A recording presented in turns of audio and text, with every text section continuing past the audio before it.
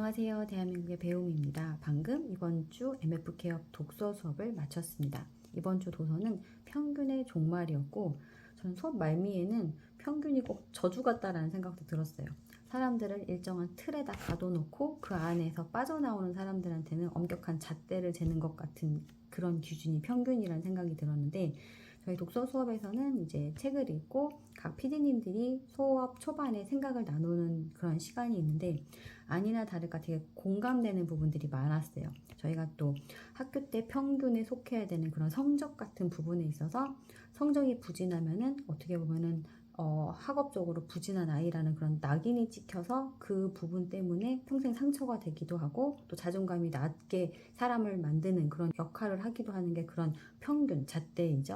그런 부분에 대한 이야기, 또 아이를 양육하면서 겪는 그 아이들의 그 발달하는 그 순서에 따라서 그 순서가 제대로 지켜지지 않을 때, 아니면 뭐 학습적인 부분에 자식에게도 투영돼서 아이들이 다른 아이하고 비교했을 때 조금 느리거나 그럴 때 드는 그런 불안감과 걱정, 이런 부분이 다 그 평균치, 여기에는 돼야 된다라는 그 평균치 때문에 현대에 살아가는 사람들한테 아주 다양한 걱정거리와 불안을 준다라는 생각이 굉장히 공감이 서로 되었던 시간인 것 같았고, 서로 의견을 나누는 과정에서 겹치는 부분이 많을 정도로 저희가 평균에 대해서 좀 안 좋게 생각하는 부분이 많았었습니다.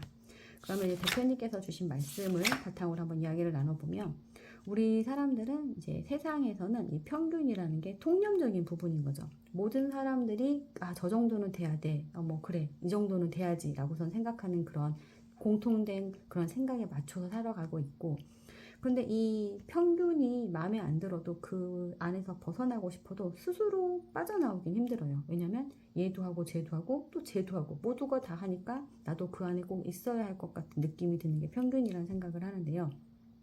때로는 웃긴 게, 평균에 만족하지 않다가도 내가 그 평균치가 되면은 어느 순간에는 스스로 만족하고 안주하려고 하기도 하는 게 이 평균이고, 또 참 저주스럽게도 이 평균이 못 도달하면은 굉장히 찌질이 되고 루저된 것 같은 느낌이 들기도 하는 게 이 평균이라는 생각을 합니다. 인생을 살아가는 자체가 여러분 쉽다고 생각하시나요? 어렵다고 생각하시나요? 저는 솔직히 인생을 살아가는 건 쉽지 않다라고 생각을 합니다. 그러니까 어렵다는 거죠. 그럼 인생이 왜 어려울까요? 잘 보세요. 이제 평균적인 삶을 보게 되면은 우리는 이제 학교 생활을 굉장히 오랜 시간 하죠. 요즘은 학교만 다니는 게 아니라 뭐 어린이집, 유치원, 이렇게 우리가 어떠한 사회적으로 교육기관 안에서 보내는 시간이 굉장히 깁니다. 그럼 그 안에서 자유롭게 주도적으로 살아가냐? 어느적인 부분은 허락이 되지만 정해진 틀 안에서 행동을 하는 거죠. 학교만 하더라도 학교까지 가야 되는 시간도 정해져 있고, 공부하는 시간, 쉬는 시간, 밥 먹는 시간, 모든 게 다 규칙적으로 이루어지게 되어 있습니다. 어떻게 보면은 그걸 따르는 게 힘들 수도 있지만 그냥 그걸 하는 자체가 정해져 있기 때문에 어렵지가 않아요. 그리고 또 심지어 저희 때만 하더라도, 저 때만 하더라도 교복도 있어서 입는 거에 대한 고민도 안 해요. 뭘 입을까 이런 생각을 초등학교 때까지밖에 안 했었거든요. 또 머리도 어떻게 멋있게 할까라는 꿈이, 그런 생각 시간도 안 주고 다 똑같이 귀 밑 2cm 저는 머리 잘랐었거든요. 이런 식으로 모든 걸 정해주고, 신발이랑 양말도 정해줬었어요. 스타킹까지도. 모든 거를 다 알려주니까 편하거든요. 교복 입을 때 편하고 유니폼 입을 때 편하잖아요. 이렇게 오랜 세월 학생으로서 지내고, 대학교 때는 자유로움이 있긴 하지만 아무튼 그 안에서도 해야 되는 것들이 정해져 있잖아요. 시험 볼 때 준비하고 레포트 제출하고 뭐 이런 식으로. 그러다가 모든 교육 시간이 끝나면 그때부터는 다 알아서 해야 되는 거예요. 그러다 보니까 알려주는 대로 삶을 살다가 막상 자유를 주니까 새로운 문제를 만나고 해결하는 데 있어서 어려움을 느끼게 되는 게 이 때문인 것 같습니다. 모든 걸 다 알려주다가 이제 네가 알아서 해 하니까. 그러면 실질적으로 저희가 살아가는 데 있어서 문제 해결할 때 필요한 능력은 의사소통이고, 사람과 사람과의 관계를 갖다가 잘 해결하는 그런 의사소통 능력도 필요하고, 때에 따라서는 인내심도 필요하고 집중력도 필요하고, 그렇긴 하지만 이런 거를 따로 훈련을 받진 않거든요. 감정 조절 능력이라던가 이런 거를 학교 생활에서 배우지 않고 뭐 길러지기도 하죠. 뭐 학교에서 하는 것들을 하면서. 그렇지만 이런 진짜 현실 사회에서 필요한 그런 기술들은 저희가 지식적인 부분이라던가 시간을 내서 따로 배우는 시간은 없어요. 학교에서 배우는 거는 뭐 주로 지식 정보잖아요. 아마 이런 부분도 포함돼서 조금 인생이 어렵고 힘들게 느껴지는데 일조를 한다는 생각도 들었고요. 그리고 평균이라는 게 크게 의미가 없죠. 책에 나와서 소개되었던 대로 뭐 빠르게 학습을 한다고 해서 그게 그 사람의 능력인 것도 아닌 거고, 다 개인마다 환경도 다르고 갖고 있는 그런 배경도 다르고 또 자라온 환경에서 있는 상관관계 같은 것도 다 다르기 때문에 사람이 목표를 설정하고 그걸 이루는 데 있어서 시간도 짧게 걸릴 수도 있고 길게 걸릴 수도 있는 거고, 그 방향으로 가기 위한 경로도 다 다른 거죠.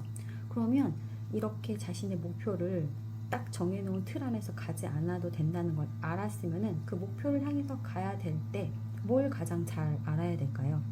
내 자신에 대해서 잘 알아야 되는 거죠. 내가 어떤 사람인지, 어떤 시간이 걸리는지, 어느 부분이 강점인지 약점인지를 잘 알아야 내가 원하는 목표에 잘 도달을 할 수 있는데, 과연 나는 나 자신에 대해서 잘 아는가?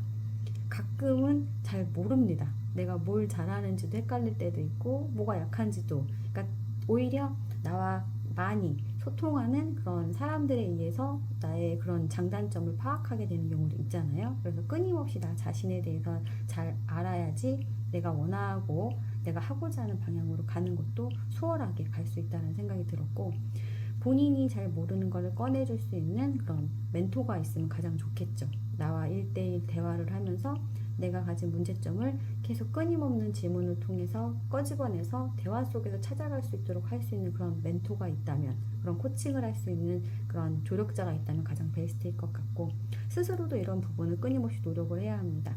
내가 나한테 질문을 하면서 나한테 맞는 방향을 찾아가기 위해서.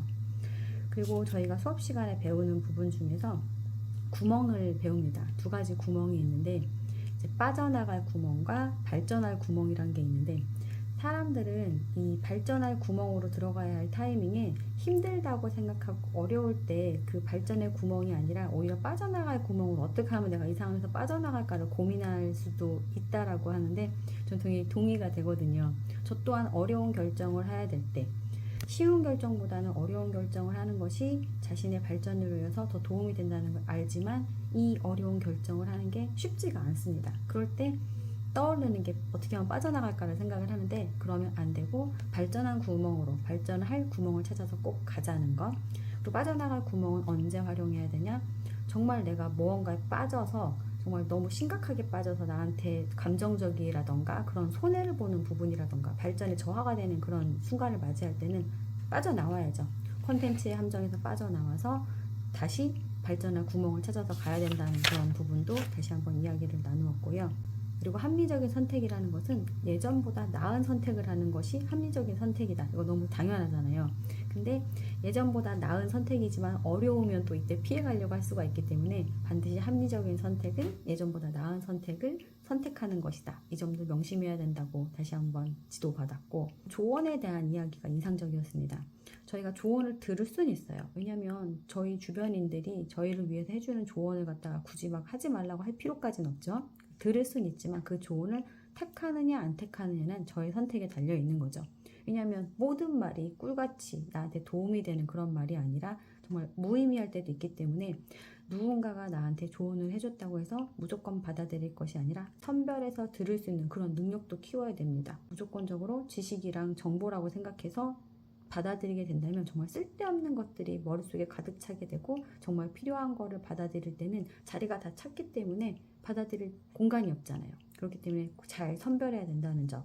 그리고 마지막에 대표님께서 말씀 주신 게, 사람을 바꾸기 위해서는 없던 것을 만나도록 노출값을 바꿔야 한다고 말씀을 주셨는데, 하던 대로 그대로 하게 되면은 우리는 절대적으로 발전할 수 없고 아마도 그 평균치 그 안에 있는 정도의 수준에서 머무르게 될 겁니다. 그렇기 때문에 내가 내 자신을 바꾸고 발전시키기 위해서는 나의 노출값을 바꿔야 된다. 힘들고 어렵지만 내가 원하지 않는 부분에 나를 갖다가 앉혀놓아야 될 수도 있고, 리스크를 감당해서 손해도 봐야 되고 때로는 손실도 보지만 그 안에서 문제를 해결하면서 발전해 나가야 된다. 그런 점을 다시 한번 상기시켜 주셨고, 꼭 넥스트 플랜이 있어야 된다고 하십니다. 지금 하는 것도 있지만 이 다음 단계를 항상 생각을 해야 되고, 어떻게 보면 지금 내가 상상하지 못했던 것 그 이상의 것을 상상할 수 있어야지 다음 단계로 갈 수 있다. 왜냐면 계획이 있어야지 실행을 할 수가 있는 거니까. 그런 부분 다시 한번 원하는 걸 하기 위해서는 가장 싫은 일을 하자. 매우 어렵지만 매 교육 시간마다 드리면서 새깁니다. 싫은 거를 하자. 내가 지금 현재 이성적으로 판단하고 있는가? 감성적으로 판단하고 있는가? 항상 이렇게 생각을 하거든요. 이성인지 감성인지. 이렇게 체크를 하다 보면은 내 행동이라든가 결정에 있어서 조금 더 이성적으로, 합리적으로 예전보다 나은 결정을 할 수 있는 그런 선택을 하게 됩니다. 오늘은 여기까지입니다. 감사합니다.